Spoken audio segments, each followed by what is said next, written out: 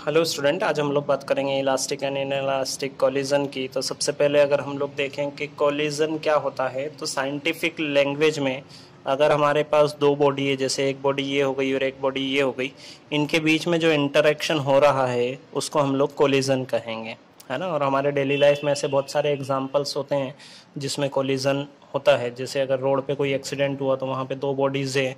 Carrom अगर हम लोग देखें तो कैरम में जो दो कॉइन्स होते हैं, स्ट्राइकर होते हैं, इनके बीच में एक दूसरे के बीच में कोलिजन होता है, वो इंटरेक्शन है।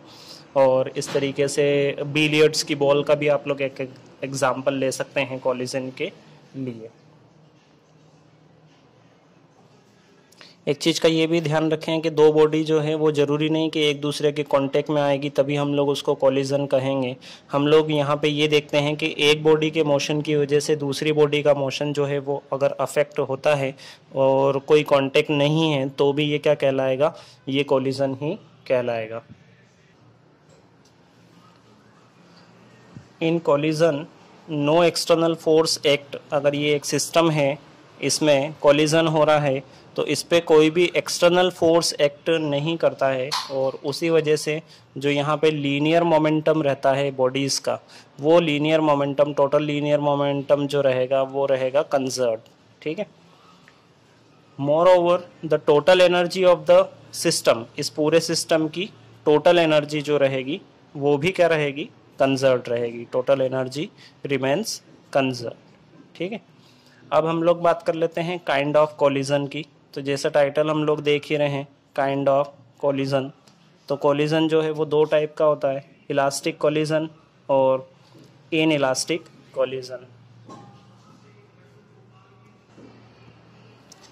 तो इलास्टिक कोलिजन किसको कहेंगे, एक ऐसा कोलिजन जिसमें लीनियर मोमेंटम जो है रहेगा सिस्टम का वो कंजर्व रहेगा, as well as kinetic energy of the system also remains conserve. जैसे अगर हम लोग बात करें, यहाँ पे एक बॉल है हमारे पास, ये स्टील का है, और दूसरा बॉल भी हमारे पास स्टील का है, और ये दोनों एक दूसरे से इंटरेक्ट करती है, कोलाइड करती है, तो यहाँ पे लीनियर मोमेंटम भी कंजर्व रहेगा और काइनेटिक एनर्जी भी इसकी क्या रहेगी, कंजर्व रहेगी। ठीक है। मतलब यहाँ पे एनर्जी का लॉस जो है बिल्कुल भी नहीं होगा। इन इलास्टिक कोलिजन किसको कहेंगे, जिसमें लीनियर मोमेंटम तो कंजर्व रहेगा लेकिन काइनेटिक एनर्जी जो रहेगी वो कंजर्व नहीं रहेगी। अब यहाँ पे लॉ ऑफ कंजर्वेशन जो है वो वो कैसे फॉलो होगा। तो देखिए, अगर हमारे पास एक बुलेट है और बुलेट को हम लोग फायर करते हैं, और यहाँ पे अगर एक वुडन ब्लॉक की बात करें तो ये जब इसमें अंदर चली जाएगी तो एक्चुअली होगा क्या कि यहाँ पे जो कुछ some part of kinetic energy जो रहेगा वो कन्वर्ट हो जाता है इन टर्म ऑफ हीट में कन्वर्ट हो जाता है। ठीक है। तो मतलब यहाँ पे भी some part of kinetic energy is converted into heat. इस तरीके से यहाँ पे कंजर्वेशन ऑफ एनर्जी तो रहता है लेकिन काइनेटिक एनर्जी जो कंजर्व होना चाहिए वो काइनेटिक एनर्जी कंजर्व नहीं होती है, इसीलिए इसको क्या नाम दिया गया है, इनइलास्टिक कोलिजन। चलिए अब बात करते हैं वन डायमेंशनल इलास्टिक कोलिजन की। तो कोलिजन हमने देख लिया क्या होता है। इलास्टिक कोलिजन भी हमने देखा है कि जिसमें linear momentum plus kinetic energy both remains conserved. ठीक है। अब बात करें वन डायमेंशनल इलास्टिक कोलिजन। तो वन डायमेंशनल मतलब अगर दो बॉडीज है जो कि वन डायमेंशन में मूव कर रही है और कोलाइड करती है तो उसको हम लोग कहते हैं वन डायमेंशनल इलास्टिक कोलिजन। ठीक है। जैसे यहाँ पे हमने एक बॉडी ली है, m1 मास है जिसका, और m2 दूसरी बॉडी का मास है। u1 वेलोसिटी से ये मूव कर रही है इस डायरेक्शन में, और ये u2 वेलोसिटी से इस डायरेक्शन में मूव कर रही है। और यहाँ पे एक कंडीशन हमने ली है कि u1 is greater than u2, मतलब कि ये जो है ये एक पर्टिकुलर टाइम के बाद में इसको कोलाइड करेगी। ठीक है। तो अगर हम लोग देखें मोमेंटम, इसका लीनियर मोमेंटम कितना हो जाएगा, तो वो देख सकते हैं हम लोग, अगर देखेंगे तो वो हो जाएगा m1 u1। इस बॉडी का अगर मोमेंटम देखेंगे तो कितना हो जाएगा m2 u2, है ना। और अगर हम लोग इस पूरे सिस्टम का अगर मोमेंटम देखें तो यहाँ पे प्लस कर देते हैं। ठीक है। तो ये आ जाएगा total momentum, total linear momentum before collision, है ना। यहाँ पे u1 और u2 क्या लिया है, इनिशियल वेलोसिटी ली है या फिर वेलोसिटी बिफोर कोलिजन। ठीक है, इसको इक्वेशन नंबर 1 के दें। अब हमने ये अज्यूम किया कि ये जो है ये दोनों कोलाइड हुई, और कोलाइड होने के बाद में ये जो बॉडी है m1 मास की, इसकी वेलोसिटी हो गई v1, और ये जो m2 मास की बॉडी है इसकी वेलोसिटी हो गई v2। ठीक है, और अगर अब इनका मोमेंटम देखें हम लोग पहली बॉडी का, तो वो हो जाएगा m1 v1, दूसरी बॉडी का जो मोमेंटम हो जाएगा वो हो जाएगा m2 v2, दोनों प्लस हो जाएगा, और ये हो जाएगा momentum, linear momentum after collision. ठीक है, ये इक्वेशन नंबर 2 इसको डिनोट कर देते हैं। अब क्योंकि हमको पता है कि इलास्टिक कोलिजन है और लीनियर मोमेंटम जो है वो कंजर्व रहता है, तो हम लोग यहाँ पे अप्लाई कर देते हैं by conservation of linear, by law of conservation of linear momentum, जो कि क्या होगा, momentum before collision is equals to momentum after collision. ठीक है, ये लॉ ऑफ कंजर्वेशन पहले जितना है उतना के उतना ही बाद में भी रहेगा। तो पहले कितना था ये देख सकते हैं, m1 u1 plus m2 u2 is equals to m1 v1 plus m2 v2। ये v1 और v2 क्या है, ये है वेलोसिटी आफ्टर कोलिजन। ठीक है, अब 1 वाले जो पहले पार्टिकल के लिए बात कर रहे हैं वो टर्म को हम लोग एक तरफ कर दें, मतलब इसको मैं इधर लेके आ जाता हूँ और इस टर्म को मैं उधर लेके जाता हूँ, तो ये हो जाएगा m1 u1, ये टर्म को इधर लेके आए तो प्लस वाला टर्म था, ट्रांसपोज हुआ तो माइनस हो जाएगा, इज इक्वल्स टू यहाँ पे m2 v2 हो गया, और ये वाला टर्म उधर चला गया तो माइनस हो जाएगा m2 u2, है ना। यहाँ से कॉमन निकाला हमने, कॉमन निकाला क्या, m1 तो बचा u1 माइनस v1, यहाँ पे m2 तो बचा v2 माइनस u2। ठीक है, इस तरीके से इस इक्वेशन को हम लोग नंबर दे देते हैं 3। तो ये तो अभी हम लोगों ने बात करी है लीनियर मोमेंटम की। अब हम लोग बात कर लेते हैं काइनेटिक एनर्जी की। तो बिफोर कोलिजन काइनेटिक एनर्जी देखनी है हम लोगों को, और आफ्टर कोलिजन काइनेटिक एनर्जी देखनी है, और दोनों को हमको इक्वेट रखना है, क्योंकि काइनेटिक एनर्जी जो है वो कंजर्व रहती है। चलिए, तो काइनेटिक एनर्जी बिफोर कोलिजन, तो कोलिजन के पहले जो वेलोसिटी थी u1 थी पहली बॉडी की, तो 1/2 mv² जनरल फार्मूला होता है काइनेटिक एनर्जी का, और कोलिजन के पहले उसकी पार्टिकल की वेलोसिटी कितनी थी, u1² हो गया, यहाँ पे u2² हो गया, और टोटल फाइंड करिए हमने इसलिए प्लस कर दिया, दोनों पूरे सिस्टम की हो गई। काइनेटिक एनर्जी आफ्टर कोलिजन कितना हो जाएगा, 1/2 m1 v1² plus 1/2 m2 v2²। ठीक है, ये आफ्टर कोलिजन है।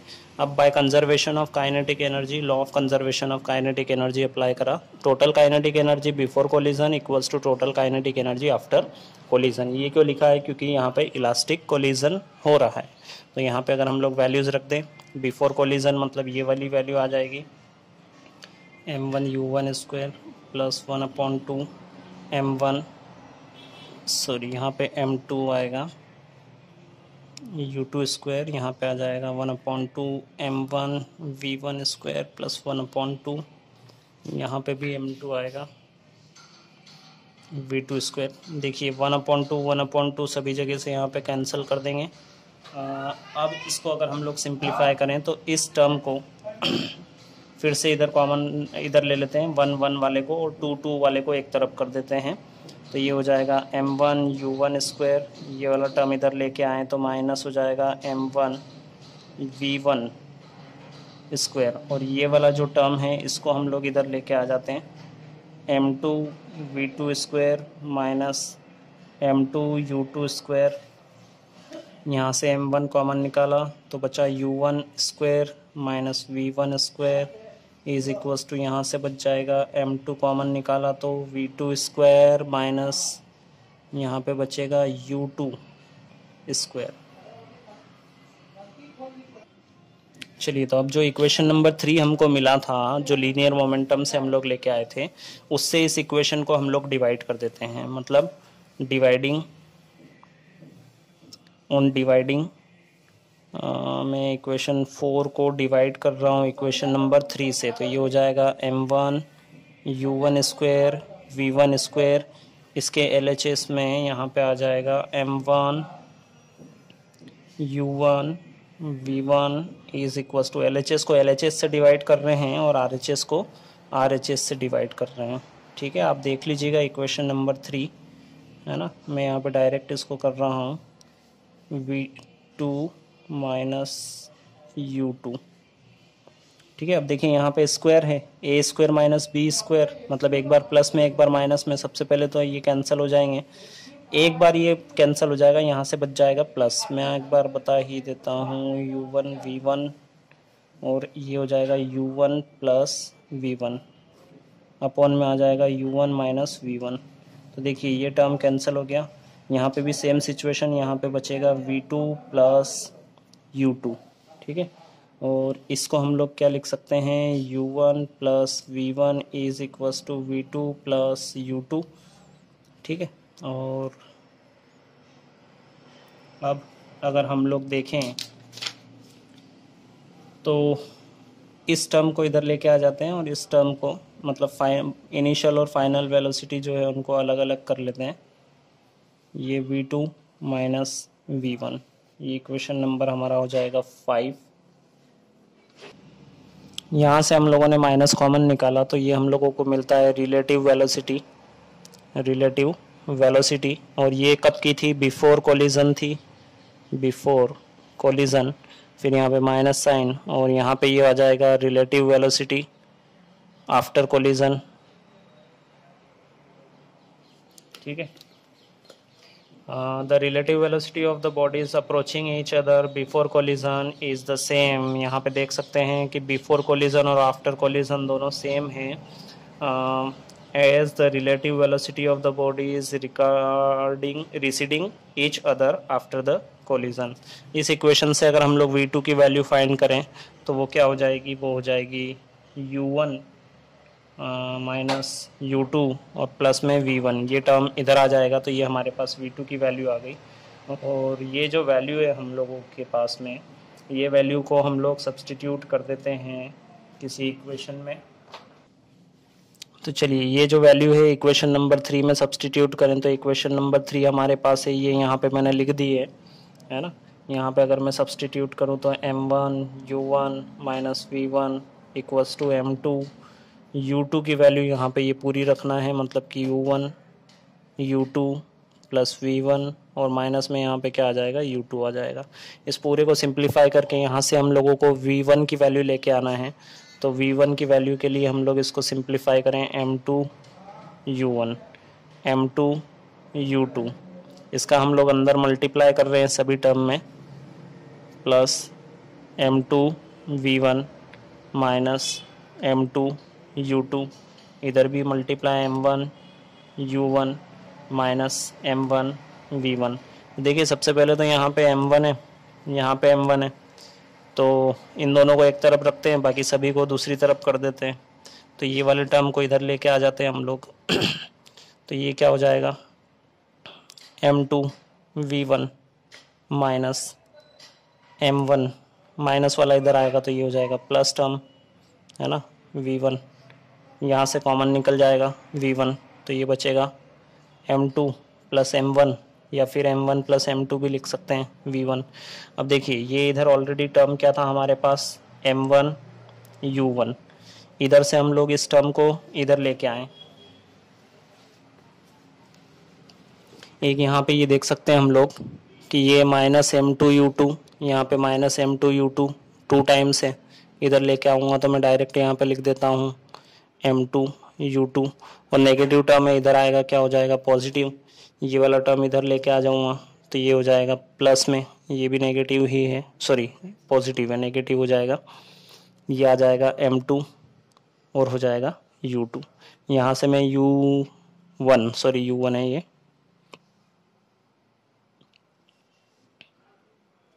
तो U1 यहाँ से कॉमन निकाल लेता हूँ, M2 U2, यहाँ से U1 कॉमन निकाला, ब्रैकेट लग जाएगा, बनेगा M1 माइनस M2। ठीक है, अब ये जो यहाँ पे V1 की वैल्यू फाइंड करनी है तो ये जो ब्रैकेट है इस पूरे ब्रैकेट से हम इधर भी डिवाइड कर देते हैं, इधर भी डिवाइड कर देते हैं। ठीक है, तो मैं इसको इस तरीके से लिख देता हूँ V1, ये हमारे पास है M1 माइनस M2 और इस पूरे के अपॉन में आ जाएगा M1 प्लस m2, ये बनेगा u1, फिर प्लस में 2 m2 और इसके अपॉन में ये आ जाएगा m1 m2 और साथ में बचेगा u2। ठीक है, तो इस तरीके से ये v1 की वैल्यू लेके आए हम लोग। अभी हम लोगों ने v1 की वैल्यू फाइंड कर ली है। इसी तरीके से हम लोग v2 की वैल्यू फाइंड कर सकते हैं। इसके लिए हम लोगों को v1 को एलिमिनेट करना पड़ेगा, ये मतलब इस इक्वेशन में से v1 की वैल्यू फाइंड कर लें हम लोग यहाँ से v1 की वैल्यू, और उस v1 की वैल्यू को फिर इसी इक्वेशन में अगर सब्सटीट्यूट करेंगे, इसी तरीके से सिंप्लीफाई करेंगे तो हमारा आंसर जो है वो हमको मिल जाएगा। और वो आंसर क्या आएगा मैं यहाँ पे लिख देता हूँ। तो इस तरीके से हमारे लिए सेकंड बॉडी की जो वेलोसिटी रहेगी आफ्टर कोलिजन वो आ जाएगी। इसमें कुछ केसेस होते हैं। पहला अगर हम लोग केस देखें कि both the body has same mass, मतलब m1 and m2 are same, या फिर यूँ कहते हैं कि m1 इक्वल्स टू m2, तो यहाँ पे भी हम लोग m1 m2 रखेंगे, यहाँ पे m1 m2 रखेंगे, कैंसिल हो जाएगा पूरा, है ना। यहाँ से भी अगर हम लोग देखें जो हमारे पास आंसर आना है लास्ट में, यहाँ पे अगर हम लोग वैल्यूज़ रखेंगे तो ये हो जाएगा v1 इक्वल्स टू हो जाएगा u2, ठीक है, और v2 की वैल्यू जो है वो हो जाएगी u1। मतलब देखिए v1 वेलोसिटी हो जाएगी u2, मतलब जो सेकंड बॉडी की वेलोसिटी थी वो फर्स्ट बॉडी की वेलोसिटी हो जाएगी आफ्टर कोलिजन, और जो पहली बॉडी की वेलोसिटी थी वो हो जाएगी दूसरी बॉडी की वेलोसिटी। ठीक है, अब सेकंड केस ये देख लेते हैं हम लोग के दोनों जो बॉडी हैं उनके मास अलग अलग हैं, और हम लोग ये अज्यूम कर लेते हैं कि जो सेकंड बॉडी है वो रेस्ट स्टेट में है। ये हमने देखा था ना, यहाँ पे इनिशियली इस तरीके से बॉडी ली थी, इसकी वेलोसिटी को u1 लिया था, इसकी वेलोसिटी को u2 लिया था। तो u2 हम लोग कितना ले रहे हैं, 0 ले रहे हैं। ठीक है, तो उस केस में v1 की वैल्यू कितनी हो जाएगी, m1 minus m2, m1 plus m2 u1 v2 2m1 u1 m1 m2। जब ये वैल्यू हम लोग यहाँ पे रखेंगे ना तो उस केस में हमको ये रिजल्ट्स मिलेंगे यहाँ पे। ठीक है।